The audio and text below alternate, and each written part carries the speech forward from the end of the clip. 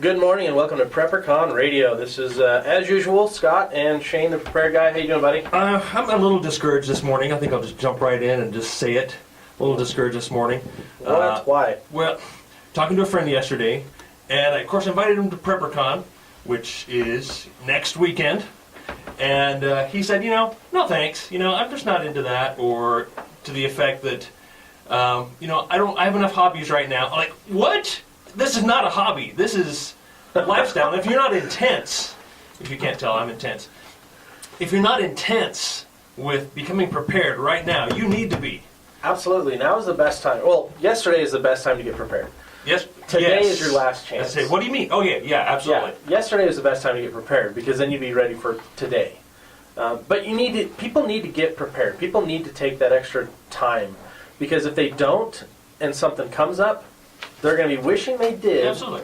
While they're in panic mode, not being able to take care of their kids, their family, what's going on. Yeah, people ask me all the time, so when is this dollar collapse going to happen? Or when is this, EMP, when is it going to happen? And I just say, tomorrow. It's going to happen tomorrow. I'm like, what? Well, that's the attitude I take, the approach I take, is just understand that this could very well happen tomorrow, and if you're not prepared today, you won't be prepared tomorrow. Absolutely, and there's a lot of people that like to have their heads stuck in the sand, so to speak, when it comes to preparedness, because it scares people. It's difficult. PrepperCon, our focus is not to scare people, but to help people have hope.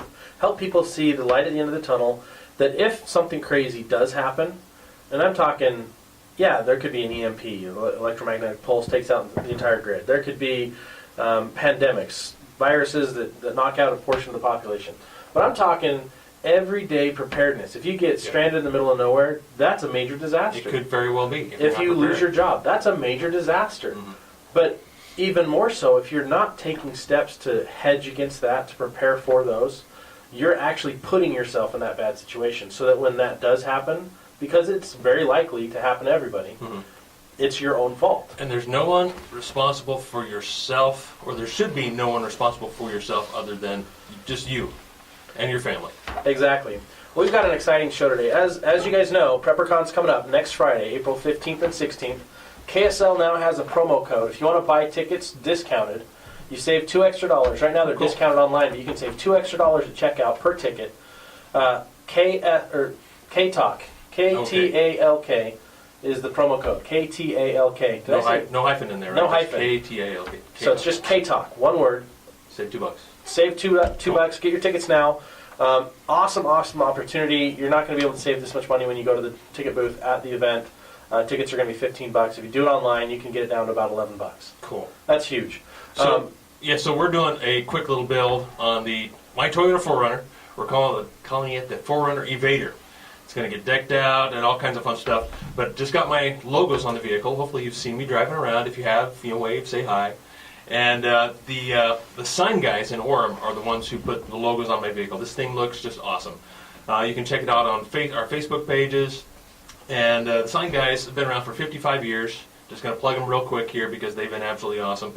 We've been trying to work with other sign guys for our vehicles, and they were super responsive. And these guys are the only guys, or one of the only sign companies in the entire state that do everything from scratch. They don't order out; they do it all in-house. So check out the sign guys, sign-guys.org. Awesome. Well, we have an awesome show today. We've got a special guest on air today. Curtis over at waterprepared.com is joining us. And what's cool about Water Prepared is they're one of our sponsors for PrepperCon, but they're also a huge go-to. If you're looking for water storage, waterprepared.com is really the place to go. And Curtis is going to be here fielding some questions for us, telling us a little bit about the products. Curtis, have we got you on the line? We do. Awesome. Hey, thank you so much for being part of the show today. Really appreciate you taking time out of your schedule. So I love these products. They're fantastic. Everyone's talking over each other. Sorry. Curtis, tell us a little bit about Water Prepared. Sure. We are a water tank manufacturing company, but we really specialize in all things water preparedness because that's the number one ingredient you should have in a food storage plan. It's the number one thing that you need in an emergency plan is water. So you can go about 3 to 4 minutes without air, 3 to 4 days without water, or 3 to 4 weeks without food. So some of the top priority in any emergency or disaster situation is water. So we kind of specialize in the whole gamut, whether it's grab-and-go solutions for 72-hour kits to the long-term survival, or whether you're locked up in your home. So we manufacture a 160-gallon water storage tank. It's stackable, so you can stack them too high, so you get 320 gallons of water in just a small footprint on the ground. You're not taking up your whole garage or your whole cold storage room. Are you talking about me? Is that what you do? Your whole garage is filled with Yeah, barrels? exactly. I've got these totes in my garage because I got nowhere else to put them. They don't fit inside. I can't get them in the basement. I don't want them outside. That's why I really love your product. It's certainly a space saver, but there's a lot more than just space saving with the water tanks. I mean, there is the convenience of the brass spigots that you can hook a hose onto, so it makes it easy to drain and rotate the water. But it's also the quality of the product that we make, knowing that this is specifically designed for emergency preparedness, specifically designed to keep the water safer and drinkable longer than other containers that may be out there. So it's really about the quality of the products, because it's an insurance plan. You don't want to buy an insurance policy that if you ever needed to use are going to deny the claim, right? So the water, when you need it most, you need to have the confidence that it's going to be safe, it's going to be drinkable, and it's not going to cause illness, which would just expedite the demise of somebody in an emergency situation. Yeah, absolutely. Now, what are your recommendations on how long you should store your water, how often you should rotate it? Sure. That's a great question. So that's probably the number one overlooked thing in storing water. Water itself never goes bad. It never goes stale. If it was 100% sterile, it would have an indefinite shelf life. It doesn't go bad. What goes bad is what's in your water. And we can't get the water so pure without medical devices and in a lab with sealing it and things like that. We can't get the water that pure that anyone can have the confidence to let their water sit there for a long time. So it's recommended by most organizations, Red Cross, FEMA, that it's every 6 to 12 months you should rotate the water. We have a little bit different theories on that based on some studies we've done and researchers we've chatted with. It really depends on what you're treating the water with. Now, if you're using a chlorine-based product, a lot of people just use bleach, which can make the water safe. It also adds a lot of unwanted things and detergents in your water. But if it's a chlorine-based treatment, then you'll need to rotate the water every 12 months, because chlorine, the way it works is it goes into the water and it tries to disinfect. It tries to kill anything that may be in there already, but immediately begins to dissipate. Now, is there enough chlorine in your city water to allow it to store for 12 months?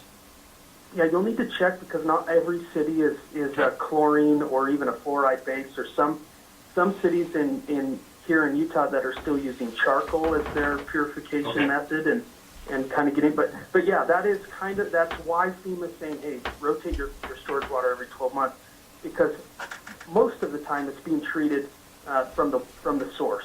Okay. So it's coming in, and that's why they're saying, so if you were in a cold, dark place, not a lot of sunlight, you wouldn't have to add anything extra from what's being treated from the city. You just want to make sure you rotate it every 12 months. Awesome. There are products out there, though, that are not chlorine-based, like a copper sulfate or silver ion, that can keep the water safe for up to 5 years, because it works differently. Rather than try to disinfect and kill what it can and then hope nothing grows to an unsafe level, it stays active in the water, preventing anything from growing for longer.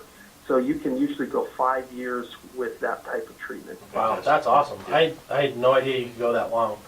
So we've talked about storage. We've talked about kind of rotating your water. I get the question a lot of times: can I put this on concrete? There's a leaching issue I've heard of, and I'm not an expert, so that's why I'm the dummy asking the dumb question, maybe. But tell me. No, that's not a dumb question. That's actually the most common question. And I'll be teaching a couple of classes next week in at PrepperCon where we're going to go into depth on some of these questions like this. But concrete is one of the biggest emergency preparedness food storage myths that exists, and it continues to perpetuate because people will get where they're teaching a class or they're writing it down, and they'll say you shouldn't store plastic on concrete. You shouldn't do that. And nobody cites any scientific research. They only quote the guy that they heard before say it. So it kind of perpetuates that way. It comes from concrete many years ago had a lot of lye content, which is toxic, highly toxic. And that had high contents, and so even in grain silos, they couldn't put any of the grain directly on the concrete. Also, it perpetuated because of moisture in the concrete, and it could ruin things. And depending on the material it was made out of, that moisture would cause rust on cans, and so it just became practice that you would never store your food or your water or your containers directly on the concrete. That's since changed. The content is not high like that, and so depending on what type of material the container is made out of, we actually recommend that you store it directly on the concrete. Woohoo! because water weighs over 8 pounds a gallon, and when you're even a 55-gallon drum, let alone our 160 gallons that you stack too high, that weighs 2,800 pounds. So you want to make sure that's on a really flat, solid surface, not on a pallet. Resin has it's in the plastic world, it's called creep. Resin tends to settle over time, and if you're on a pallet that has spaces between the boards, that resin eventually is going to kind of mold to that. Creep, kind of mold to that pallet, which makes it unstable and more likely to tip over in an earthquake or even just every day, just becomes unstable and tips over. Now, I see you have metal bases available as well for your... We do have steel bases that you could put those on, and what that does is it raises up 4 inches, makes it easier to drain the water from the bottom spigot, but not necessary. A solid flat surface, and the concrete's fine because our tanks are made from what's called a high-density polyethylene, an HDPE, or a number 2 on the recycle. Okay. The recycle numbers, Okay. Wow, this is awesome. So you're going to be doing classes for us at PrepperCon, which I love, and want to thank you guys for that. So people can come, they can ask these same questions, spend some time with you. You're also going to be on our main aisle, which I think is great because people need to... This is the biggest gap I think most people have in their emergency plan, is water. They don't have a solution. And these people keep telling me all the time, oh, I got my food storage, I'm good. And I'm like, okay, what kind of food storage do you have? Oh, it's dehydrated. Oh, it's freeze-dried. It's awesome. 25-year shelf life, blah, blah, blah. And I'm all, oh, good. Enjoy the powder and dehydrating yourself because you don't have water stored. Because most of them are like, well, I got, 10 gallons, or oh, I'll just pull it out of my water heater. And I'm like... An absolute minimum you should have is 2 weeks worth of water. I, of course, want much longer. I guess that's my next question before we run out of time. Before you cut me off. Go ahead. Sorry. I wanted to point out on your website, you guys have a water calculator. Oh, cool. And that is... I think that's one of the best tools I've found, because you can plug in how many people you have, how much of a supply you want, and then it tells you how many gallons you're going to need. And you can check off, am I using this just for drinking, for washing, for cooking, for all three? Yeah, that's that's an amazing resource that a lot of people keep asking, well, how much water do I really need? And I love that you guys have it first thing right there on your website at waterprepared.com. Like, what other resources can they find on your website that can help them be better prepared? Our blog really is where they would go, where we're talking about some of the common issues. Because, like you said at the beginning of the show, it's not just, we're not just preparing for the apocalypse. We're preparing for our own personal apocalypses that happen every day, or localized issues. The main water line right here on the Wasatch Front crosses the fault 17 times. It wouldn't take much of an earthquake to render everyone's water contaminated or non-functional altogether. So we just need to be prepared, and they can hop on our blog, they can use the calculator, and they can call us. We're happy to help customize a water solution for somebody. Fantastic. Awesome. Well, we are running into a hard break. We want to thank you, Curtis, for being here. Waterprepared.com. Come to PrepperCon, meet Curtis, meet their whole team, learn the real truths about water, and we'll be right back after this break. Thanks so much. Thank you. Welcome back to PrepperCon Radio. We had a wonderful segment, last segment, waterprepared.com. Come check them out at PrepperCon. They've got a few classes. We've also got LifeStraw. Yes, LifeStraw is one of our sponsors again this year. and we're going to be giving away, I think, at least a dozen of these life straws at the expo. So when you buy a ticket, you get the chance to win a life straw. So check out lifestraw.com. They have more than just the life straw. They have some awesome products. You really need to check them out. I love their stuff, and we're going to be talking about it more in the future broadcast here. Absolutely. We're going to be giving those away. I carry one in my bug out bag. It's one you can always have with you. You can always have it with you. Yeah, and the coolest thing about Life Straw, besides the filtration, besides that it's going to keep you alive, for every straw you buy, they actually give a filter to a family in a third world country that needs clean, fresh water. Through April 22nd, that's one of their programs. And it's huge. It's awesome. So please support them. Make sure you get out to PrepperCon. We've got another fun guest on today. Today's like the day of cool guests. Yes. IFA is one of our sponsors. And if you don't know who IFA is, you're crazy. And you need to learn so that we can be best friends. I love IFA. I'm over there all the time because my brother-in-law, where I live, until I can finally move into the house that I bought, that I'm renovating, that's taking way, way too long. So what did you do, Scott? We've got chickens and rabbits and all kinds of fun stuff, and we're always at IFA getting the stuff we need. So I'm going to bring on Kent. Kent is from IFA. Kent, are you on the line? Let me try that again. Kent, are you on the line? I am. Oh, there we go. So I have to learn to push the right button. I've got to push the right button, and sometimes I just can't seem to figure that out. What's going on? It's simple math. Push one button, and that just doesn't add up to me. Thank you, Kent, for being on with us. We appreciate you and IFA for being part of PrepperCon this year. Tell us a little about IFA and what IFA is for those who aren't as familiar with it as Shane and I are. Well, IFA is one of Utah's farmers co-ops. Well, I think probably our only farmers co-op in Utah, but we've been around since 1923. We're probably the longest surviving farmers co-op in the country. And farmers co-ops means we focus on helping farmers. But in the process of that, we like to help homeowners and anybody that loves to raise things. So whether it's animals or food, plants, flowers, anything that you want to raise, bees. Bees. We're excited about bees. I want to talk about bees. Shane's geeking out about bees. Well, I love, before we jump into bees and mess up the hive here, so to speak, my brother-in-law and I, we get all of our stuff for, like we've got rabbits, we've got chickens, everything we need for them, we take care of at IFA. He even gets his dog food over there, but you guys have stuff for anyone that's into equestrians, like horse stuff. You guys pretty much have a little bit of everything. I like to take my kids in there just to go see the poults and the baby chicks and the baby ducks and all that. That's just, they like that. Yeah, IFA is really a supermarket for animals. Yeah. Whether they're little animals or big animals, or ones that you want to keep at home, or ones that you want to use to make a living, or things that you want to use to feed the world. Absolutely. Well, we love, and you guys offer quite a bit of education at IFA as well, helping people understand how to do what they're wanting to do. Is that right?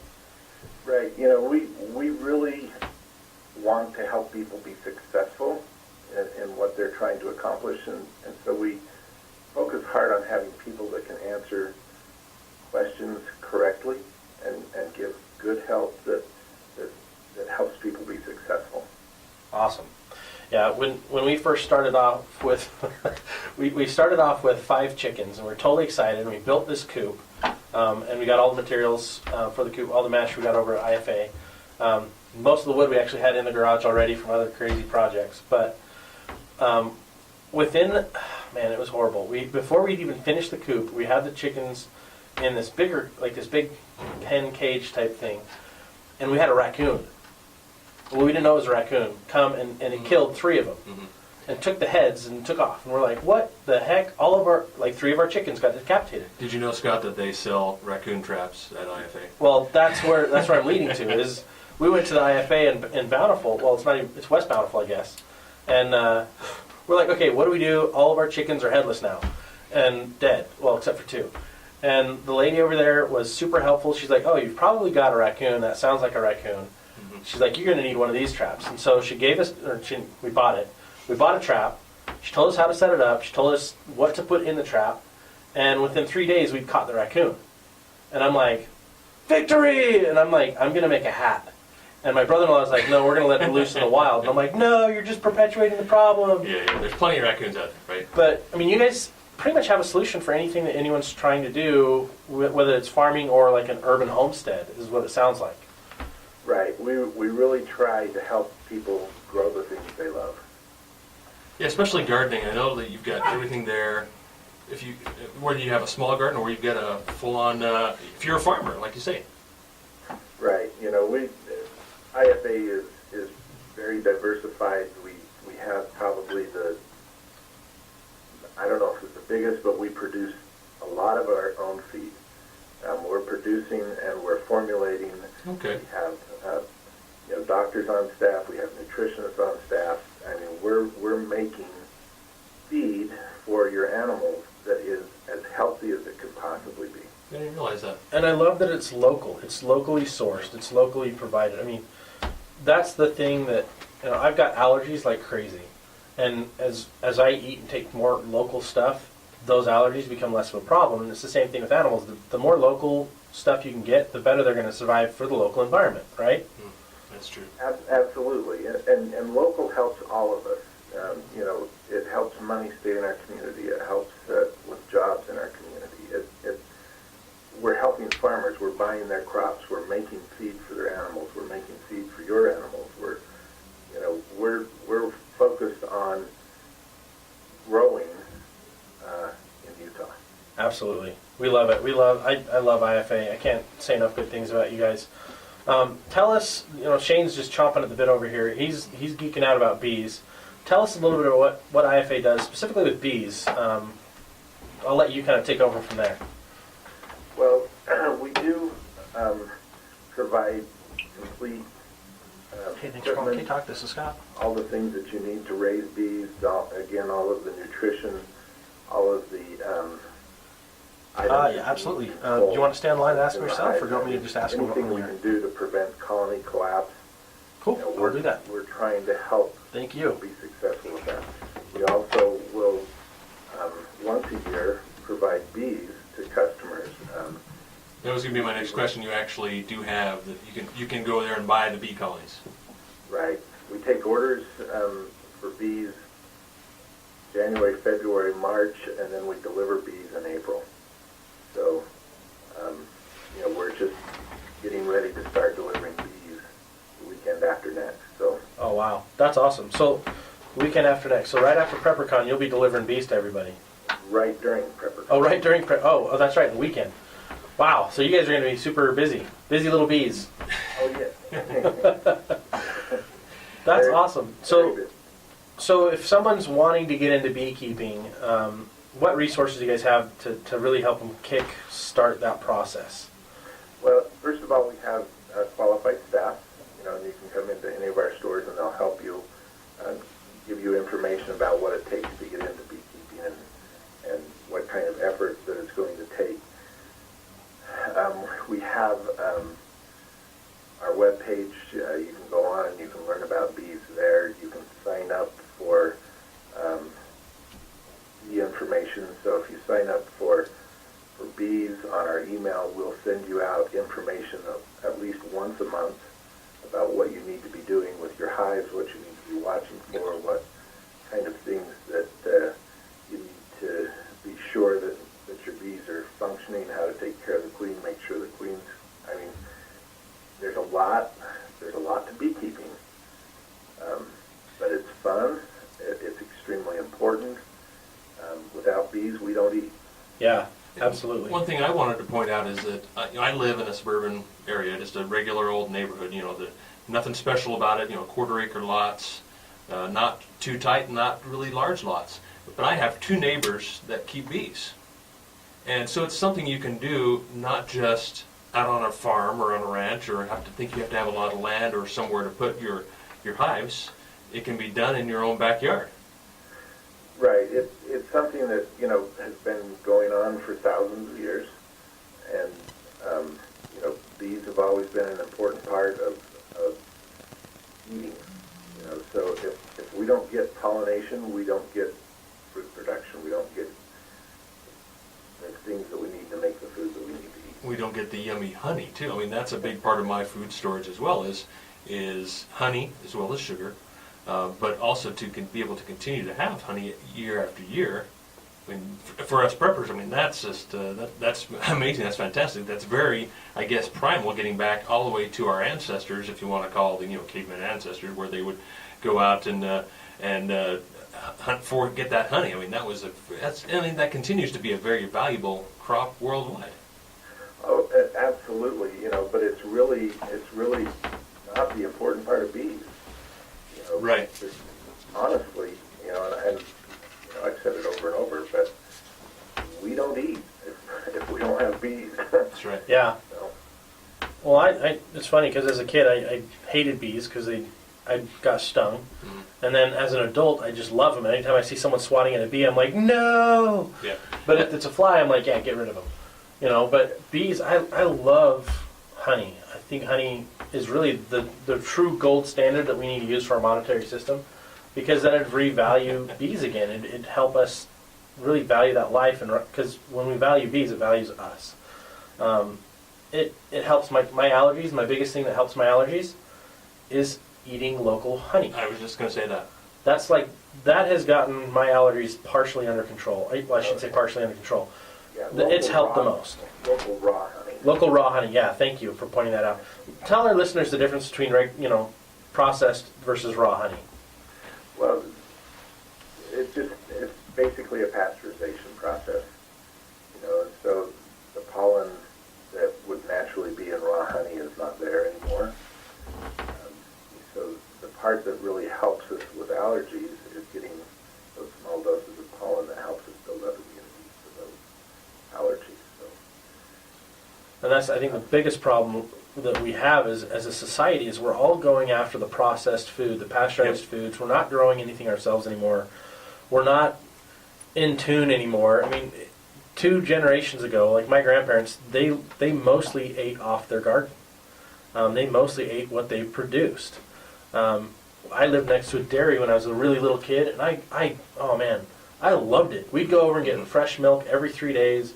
My mom would put it in the fridge. We'd skim the cream off the top, and I'd steal some of that. And man, I was like, this is awesome. And then we moved from this little town in Idaho to Colorado, a big town, Denver, and I'm like, where's the dairy? And my mom's like, what? No, you go to the store now. And I'm like, wait, what?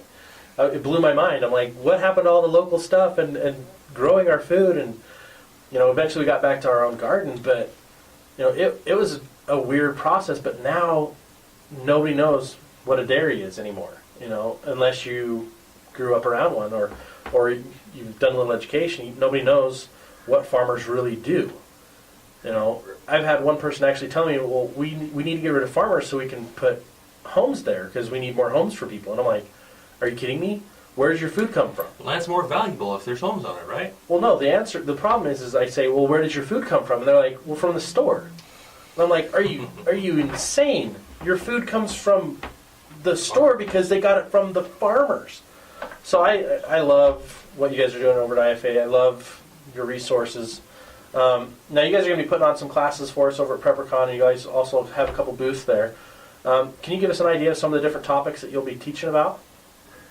well, we want to focus on bees because bees are getting more and more challenging to raise them. We need to make sure that we're providing environments and plants and things that help them be healthy. We need to pay very close attention to how we're using pesticides and making sure that we're not killing our bees.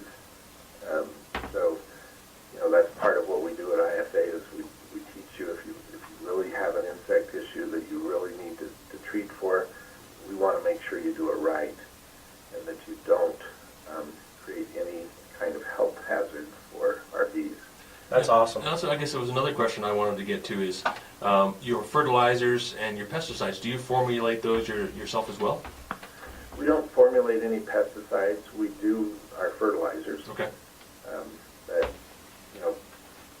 pesticide world's a whole other world. Right. Yeah. And so, we are very much involved in pesticides and trying to make sure that they're used properly, that they're used according to label, and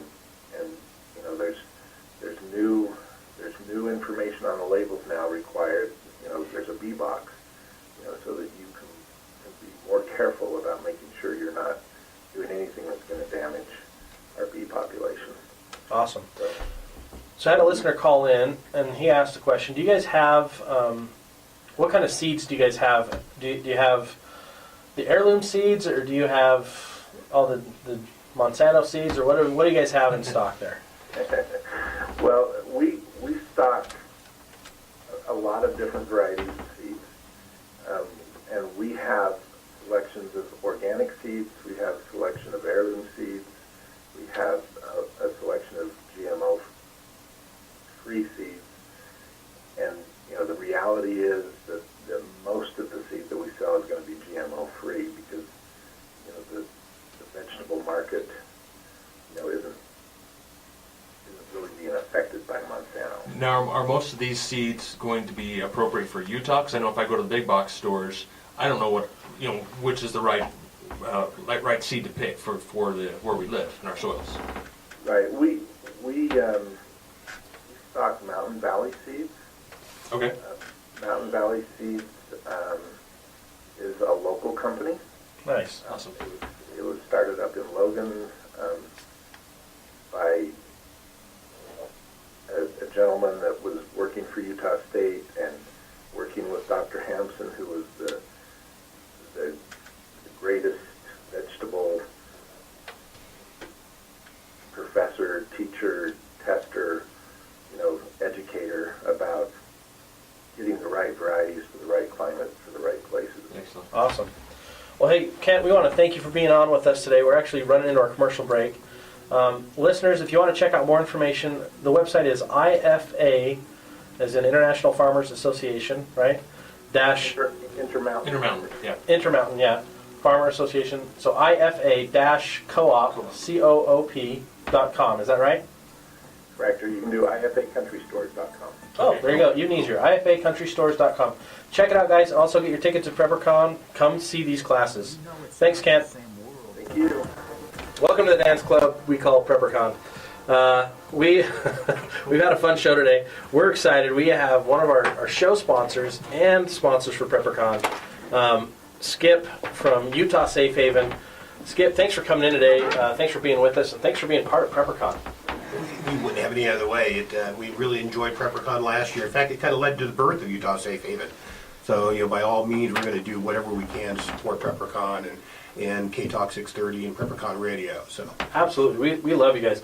So tell us, for the listeners who are just tuning in or that aren't as familiar, haven't heard your commercials, Utah Safe Haven is land ideally for people who want to prep. correct. And it's, well, you tell. You know better than I do. We're a little bit unique in that we offer a product that you can't take home with you, that you can't have delivered. You have to go to it. We've been selling land in between Strawberry and Starvation reservoirs for the better part of 25 years. In fact, over 25 years. Our parent company has, not Safe Haven. We attended PrepperCon last year, kind of talked the parent company into going. They weren't really sure about it, and I finally looked at them and said, hey, probably 80 to 90% of your customers are preppers. They just don't want to admit it. Yep. And then they started asking, and I pointed out ways that they could identify a prepper. When somebody walks in with a Second Amendment shirt on, okay, they're a prepper. Absolutely. We can do the whole Jeff Foxworthy thing. Yeah, you must be a prepper. So that led directly to the birth of Utah Safe Haven, that we market directly to preppers, and we talk about bug out places and retreats, and we also talk about recreational properties and overnight camping spots and future cabin sites and things like that. But as I said, most of our customers are preppers, so they're looking for that bug out spot. They don't quite know where to go. And so we step a little bit further beyond that once we get you to the land, because it all starts with the land. Then a lot of people will turn around and say, hey, now what? So we say, okay, let's talk to you about food supply, water supply. Let's talk about security. Let's talk about Shelter. Shelter, Yep. yes. So UtahSafeHaven.com is not only just for land, it's a blog, right? You're talking about prepping, you're talking about shelter, you're talking about all kinds of cool stuff. Yeah, it's not necessarily something that we will do for you, but we have the resources and the partners that will do it. We do sell shelter, that I can put you into a small cabin really rapidly, through one of our partners, and then build it out into a tiny home, tiny cabin, and have a lot of fun doing it. I'm doing one this year, as a matter of fact. That's awesome. We'll have to come out and see that. No, you're not. Oh, sorry. I guess we're We'll not. have to go out somewhere No, else I get and see that. I something understand else. At least No. you can say maybe, okay, I'm over there. No, and he you won't. lie to us. I'm in Utah. Okay, good That's enough. that's all we need. Good And enough. that's the thing I love about Utah Safe Haven is you guys do your own in-house financing, right, through We Mountain West do. Ranches. So if I want to get land, I don't have to go through a credit check, a background check, let anybody else know outside of Safe Haven that I'm getting this land. Exactly. You know, And it's, so it's more secure that way, in my opinion. yeah, it's owner financing. Everyone qualifies. You know, we don't go through credit checks, as you say. You know, we never Okay, report the what's your credit. name? So, you know, it's really easy to get into a piece of land. And for someone's peace of mind, when I go out, and obviously Scott and I are realtors, so we're always looking up land and the owners and trying to talk to people and find out who they are. When you sell to them directly, you don't necessarily record in their name, and so their name's not shown on any particular No, not database, necessarily. right? Okay, you know, Yeah. we are very flexible with working with down payment. So, you know, if it takes some time to get the down payment together, that's fine. Okay, so the land stays in our name. But we do eventually record the Okay. land, and it does go in the person's name. But then you have to be, you know, if you're looking for someone, you have to be cognizant of the county websites and, Right. you know, checking all the plats and all that kind of thing. You So know. I know a lot of preppers, you know, want to stay dark, want to stay gray, Not even on their and keep website. their names off any records, and so I just kind of brought that out that you know there's some ways to do that to be a little more discreet that way. Yeah, there are some ways to do that, and we can kind of help with that. You know, nothing illegal, of course. Right? No, absolutely. But you know, there are different ways to do it in a trust or you know, a wholly owned corporation situation. Trust is the way things to like do it. that, Absolutely. Another aspect that a lot of people don't recognize or realize, but us as Scott and I as land people and yourself, is that if you want to buy a piece of property, it can be difficult to just go to the bank and get a loan for it because typically they want 50 even 60% down cash, and they'll finance the rest of the raw land. Right. Even if it's an improved vacant building lot that has the utilities, they're still going to want a big chunk of cash down. And That's where exactly you guys right. really fit in and meet that niche, because we all want land. We all want to put our money into something that's valuable rather than just stick it in the bank and let that grow and let that appreciate. So to me, it makes perfect sense. Well, that's just it. When you talk about appreciation, we've had people that have looked at us for a number of years. Like I said, you know, the family's been doing this for 25 plus years. And, you know, 2 years ago they said, you know, they looked at us and on the website and through KSL and things like that. And they come back and say, well, should have bought it 2 years ago. I said, yeah, you know, land is only going up. They're not making any more of it. Nope. You know, it's becoming more and more scarce. You know, we have lots of land. In fact, I was rushing to get down here because this morning we just, you know, our acquisition team came in and said, okay, what about this, and this? And got all excited looking at it because we have new lots coming on all the time. Our inventory changes weekly. And so we have lots in subdivisions where you have neighbors. We have remote properties that you will never see a human being on. Yeah. You know, it does have some pretty big elk and deer on it, but that's beside the point. You know, so, and I'm kind of the mind that it does take a community. You want to be in a community of like-minded individuals if possible, or at least have neighbors around that. You know, when you fall off the roof, when you're trying to roof it yourself and you have no experience, and I don't want to even talk about that story, but you know that if you do need help, you can get help. It's You know, close enough, but far enough away. yes, Absolutely. yes. I love Shane and I talk about this all the time. I love the idea of prepper communities, like-minded individuals. And with PrepperCon, our whole focus is to help communities, whether they're prepper or non, become more community-driven, focused on preparedness, focused on emergency response, so that they can take care of themselves when something happens. But I mean, shoot, if I'm going to bug out, I don't want to bug out to a place I'm not familiar with, to a place where I don't know anybody else. And I love that right away, if I'm looking at properties that you guys have, it's almost like I'm pre-screening my neighbors through you. Because you know what preppers want and what they're looking for, and I know, hey, sweet, I'm going to be around other people within, you know, a little hiking area maybe to get to another place, but it's other people who I know that are going to be of the same mindset. Exactly, yeah. And the whole concept behind Utah Safe Haven is that, you know, we do market to preppers, and, you know, you may not know this person, you know, it's not going to be a prepper community per se, Right. but they're all like-minded, they're pretty independent, and that's the reason they want to come out there. You know, so we have people that come out and they just want a permanent place to park their RV. So the campgrounds fill up really fast. So I've got campsites. We got other people that come out. They want to be in a subdivision. They want to have basically city utilities. I've got lots that do that. Right. We got other people that come out and they want to take 5 acres of sagebrush, scrape it off, and turn it into a farm. Okay, we sell a lot of properties like that. Okay, I've got others, like I said, really remote. The nearest neighbor has a concrete blockhouse built there. Yeah. So that's kind of what I'm looking for. I like concrete. I love the options that you have. For most preppers, they're not sure entirely what they're wanting until they go out and look at a few options. And there's some of us that really know exactly what we're looking for. And that's what I love about Utah Safe Haven is you guys have that conversation. You take the time to really understand what they're looking for, and then show them the best options that fit for them. When it comes to the whole process of actually acquiring that land, obviously we go out and look at it. You guys show us the options, and then the finance process inside. It's pretty quick. I love that it's not recorded right away until it's paid off. How long does that process usually take for you guys? Well, it's not. We record when you finish with your down payment. Oh, that's right, down payment. Okay. The nice thing about our company is the minute you come out and sign that paper, let's say you come out and said, okay, I'll give you $500 to take it off the market. Wonderful. It's going to take me 45 days to get the rest of my down payment together, whatever that down payment is that we agreed on. Okay. That's fine. As soon as you pay that $500 and you sign the paper, that property is yours as far as we're concerned. Okay, it's not recorded in your name, okay, but it's yours. If you want to start building on it 20 minutes later, that's fine with us. Okay? We don't have any restrictions on it, okay? It's yours to do with as you wish. The process we go through is we kind of recommend that you spend some time on our website, find 2 or 3 properties that look good to you, give me a call, we'll make an appointment.